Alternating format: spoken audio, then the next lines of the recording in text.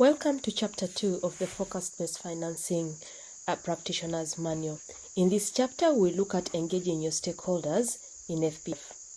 In this video, we will look at 13 steps that you can undertake to engage your stakeholders on FbF implementation and design. These steps are not implemented in a linear process, but various processes can go on simultaneously. This chapter is underpinned by 6 guiding questions. The first one is, how do we engage stakeholders and sustain this engagement for the successful ownership and sustainability of FbF? The second, how do we support national societies to advocate for FbF integration through stakeholder management? Third, what kind of guidance is needed for stakeholder engagement in FbF? Fourth, what needs to be done to facilitate stakeholder identification for FbF? Fifth, when do we engage our stakeholders in the design and implementation of FbF? And 6, how do we keep our stakeholders engaged? National societies are very well positioned and placed to lead on these advocacy efforts around FbF because of their unique auxiliary status to the governments. And therefore, with this position, we are able to advocate for the integration of FbF into the DRM frameworks. And then also it is important to note that the design and implementation of FbF should be tailored in each context as contexts differ. Let's dive into the 13 steps in detail to see how we can engage our stakeholders. Step 1 looks at preparing your advocacy strategy. So as you prepare your advocacy strategy, it is important that you have an understanding of the policy landscape in your country or in your context. Find out which early warning initiatives are working and which ones are not working, and how can FbF complement this. Find out what are the coordination mechanisms and ensure that you link your advocacy efforts to community early warning systems. It is also important to look at what tools are available that can be used to supplement the conversations around FbF. Step 2, engage government in feasibility studies. Feasibility studies is the first step towards establishing an FbF project. It gives you a contextual analysis of the capacities that are available from government and other stakeholders to supplement FbF. And also, through the feasibility study, you're able to identify which strategies can you best use to engage governments on the design of the FbF projects, and make sure that you share the findings of these studies with your relevant stakeholders. Step 3, making a case for FbF. 1, people appreciate FbF as a complementary approach towards disaster risk reduction, and it should not be presented as a replacement for disaster risk reduction. So make sure that you present FbF as an approach that supports ongoing DRM frameworks, particularly taking advantage of that window of opportunity in terms of addressing residual risk. Step 4, request government to assign focal persons to support the development of the FbF system. These focal persons are very helpful in terms of providing guidance on how government can be engaged to support conversations around FbF, and these kind of people can be got from different government agencies, including MET agencies, DRM government agencies, ministries, or any other agency that is relevant or critical towards the design of FbF. And then also, through these focal persons, we are able to ensure continuous commitment from the government in the discussions on FbF. Step 5, conduct stakeholder mapping. Stakeholder mapping enables us to identify who is doing what where, with the aim of us wanting to partner with such stakeholders.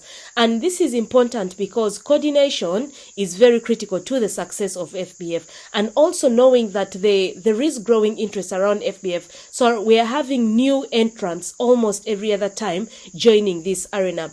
And therefore, it is important that we get to know who are the other players, who are the influencers, how can we bring them to our side to be able to promote the coordination and advocacy effects around FbF. Step 6, establish or join existing support systems.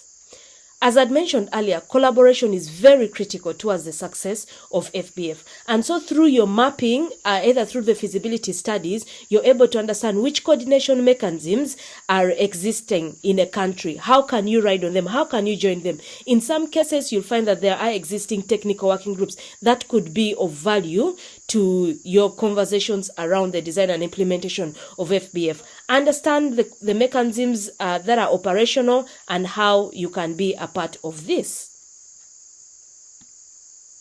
Step 7, strengthen stakeholders' understanding of FbF.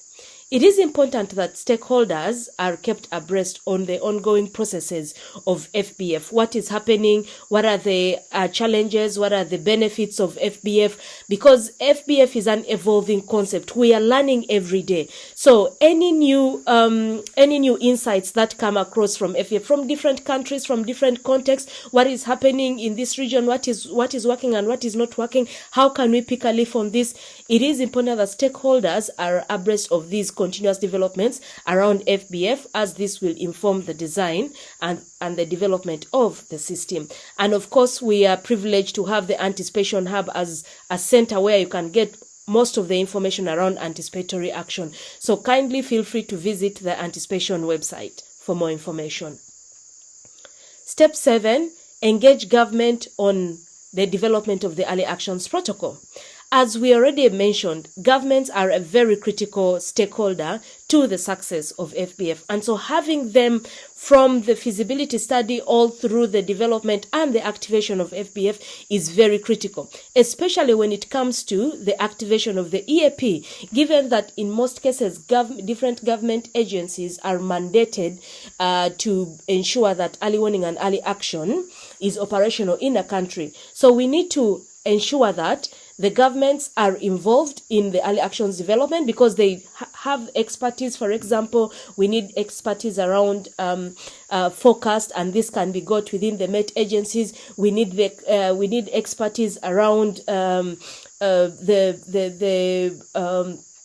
we need expertise around the declaration of disaster events, and therefore, when we have them on board, this contributes towards helping in the activation of an EAP, because we would have engaged them in jointly developing triggers as well as writing the early actions that have been developed. So once we have government on our side, this makes the activation process quite smooth.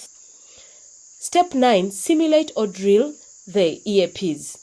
EAPs need to be tested to see how robust they are, to see the reality of the triggers that we've identified, and also the relevance of the early actions that we have selected, including the communication processes and the coordination. So through simulation, we are able to confirm or not whether what we've decided, what we are proposing in the EAPs makes sense or not. And based on the learning from the simulations, we are able to revise our EAPs accordingly. Step 10, monitor and track your internal advocacy processes. Ensure that you design an advocacy plan and continuously monitor it and update and revise it accordingly. For more resources, you can check out the prevention website that is indicated on the screen. 11, multiply and extend networks. Related to mapping, ensure that you conduct a regular update of your stakeholders.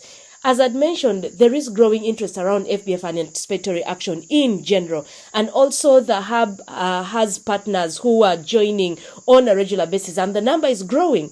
So with this, each partner comes with different expertise, which is relevant to the success of FbF. So find out which partners are joining and how can you partner with them around FbF. 12, explore opportunities as governments revise their DRM policies and laws. We have learned over time that the sustainability of FbF can be achieved when FbF is embedded in national policy frameworks. So take an opportunity to scan through your environment. What are the timelines for governments reviewing their policies, and how can you be a part of that process to ensure that FbF is reflected in these DRM processes. 13, collect, share, and exchange lessons learned. Designing and developing the FbF system is an iterative process. We learn continuously. There are lessons that have been learned across the various countries that are implementing FbF. So it is important that we document these lessons and share them. And again, there's quite a good network and wealth of information on the Anticipation Hub in terms of the lessons that have been learned globally around FbF. And I would like to end with three main points. That collaboration with government and other stakeholders is very critical and contributes towards the success and sustainability of FbF. Government engagement should be a priority in the development of FbF, as this ensures sustainability. And then FbF development is an iterative process that benefits from different expertise of stakeholders. So ensure that we are continuously learning and documenting these learnings in order to improve the design and the development of the FbF system. Thank you for listening to me, and all the best with stakeholder engagement.